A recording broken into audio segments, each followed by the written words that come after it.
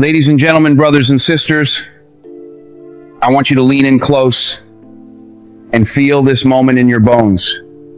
Because what I'm about to share with you isn't just another speech, it's a lifeline. Tonight, we're going to talk about something so vital, so universal, and yet so seldom celebrated. The most important thing in life is learning how to fall. Now, I know that sounds strange. Yeah. We spend our lives trying to avoid failure, sidestep mistakes, duck criticism, and outrun disappointment. We chase invincibility like it's the golden ticket. But here's a truth born in the trenches of my own journey. A truth that has carried me through dark nights and dazzling days alike. Learning to fall truly, gracefully, courageously Folingus.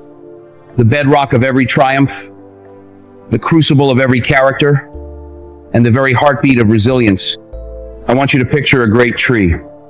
Its branches stretch wide, its leaves dance in the breeze, and its roots burrow deep into the earth.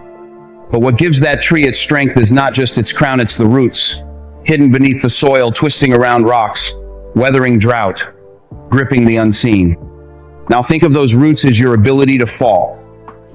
Every time you stumble, every failed venture, every broken promise, every burned relationship, you plant another segment of root.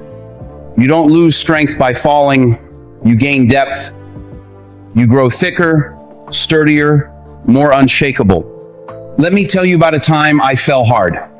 Early in my career, I booked a role that I thought would be my breakthrough.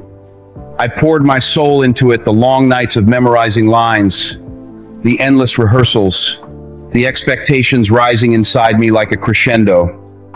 And then, when awards season rolled around, I got overlooked. No nominations, no applause, just silence. In that moment, I felt that tree inside me snap. I questioned everything. I thought, maybe I wasn't cut out for this. I thought maybe I'd been fooling myself and everyone around me. I was embarrassed, humiliated, heartbroken. But here's what I learned in that fall. When you hit the ground, if you stay there in shame, you'll rot. But if you treat the ground as your classroom, if you learn its lessons, if you let it harden your resolve, if you use its resistance to propel yourself upward, then your return is not a comeback. It's an ascension. It's a flowering. It's the real victory. Falling teaches us humility. It strips away our illusions of perfection. It shows us that we're human, complex, vulnerable, capable of error, and yet capable of redemption. When you fall, you meet your truest self. You confront your pride, your fear, your impatience, and you have a choice. You can curl into a ball and let the world pass you by, or you can rise, brush yourself off, and say, I'm not done yet. That moment of rising, that's where the magic happens. That's when your story pivots from tragedy into testimony. I've stood in dressing rooms after a performance I thought was done right, only to have critics shred it. I've signed deals that fell through. I've faced directors who told me my work was inadequate. Each time I had two choices: believe them and quit, or believe in the calling burning inside me and keep showing up. I chose the latter. And I learned that falling is an invitation to grow, to refine, to revisit your why. When you fall, ask yourself, what did this teach me? Where did I drift from my purpose? How can I train harder, love better, forgive faster, serve deeper? Answer those questions, and you'll find that falling was never a curse. It was a master teacher. But let's be honest, some falls are savage.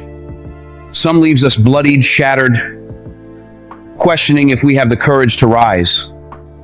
I've known grief so deep it threatened to drown my faith. I faced disappointments that made me dread mornings. I've stumbled into valleys so dark I couldn't find a flicker of hope. Yet in those deepest valleys, I discovered the power of community. I discovered that falling is not meant to be done alone. When you fall, reach out. Let trusted hands pull you to your feet. Let wise voices remind you of your promise. Let God's grace wash over you like a healing rain. Because falling is part of the journey, but rising is often a team sport. I want you to consider the child learning to walk. That little one takes a step, wobbles, falls on their diapered bottom end. What do? They pop right up, hands planted firmly, eyes on the prize of the next step. They fall again, and again, and again. Eventually, they walk, they run, they leap. That child doesn't say, I tried to walk and I fell, so I'll stay seated forever. No, they embrace the fall as part of the process. They know instinctively, to walk, you must risk falling. So why do we, as grown-ups, let the fear of falling paralyze us? Why do we let the possibility of failure stop us from chasing our dreams? We've forgotten that our greatest accomplishments are built on the foundations of our daring to risk it all. Falling also strengthens our empathy. When you've tasted the dust of defeat, you're less likely to cast stones at others in pain. You're more likely to lend a hand, offer a kind word, share your story. Your scars become bridges to other hearts. Your testimony becomes the fuel for others' courage. So fall, not in isolation, but in illumination, so that your rising can light the path for someone else stumbling in the dark. I want you to hear this. Success is not a ladder you ascend without misstep. Success is a spiral staircase winding upward, with landings of restand sometimes, platforms where you slip, where you recalibrate, where you gather the strength to climb on.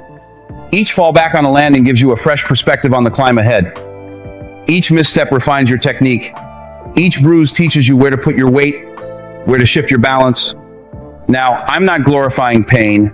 I'm not romanticizing struggle. I'm simply revealing the hidden treasure within it. When you learn how to fall, you transform every setback into a setup for greater comeback. You no longer fear failure. You welcome its teachings.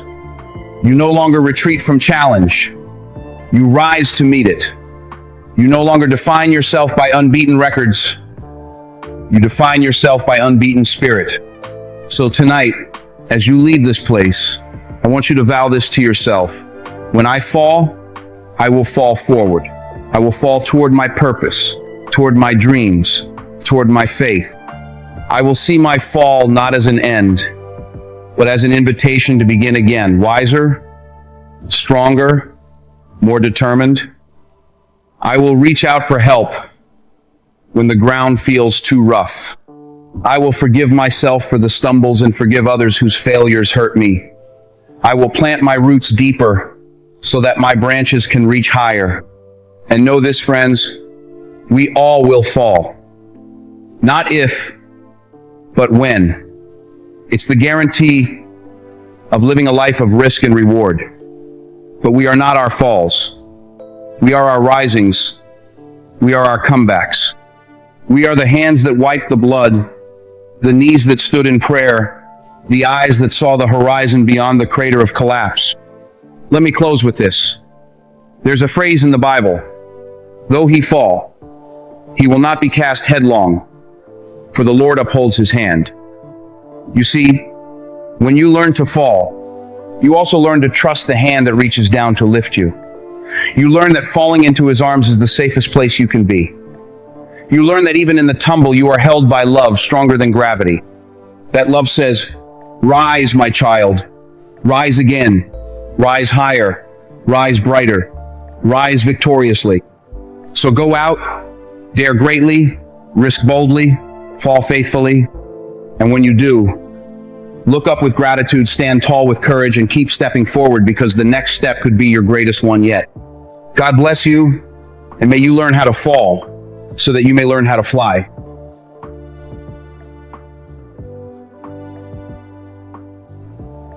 If today's message touched something in you, don't stop here. Join God Bless You, our members-only space where inspiration runs deeper, lessons get real, and we grow stronger together.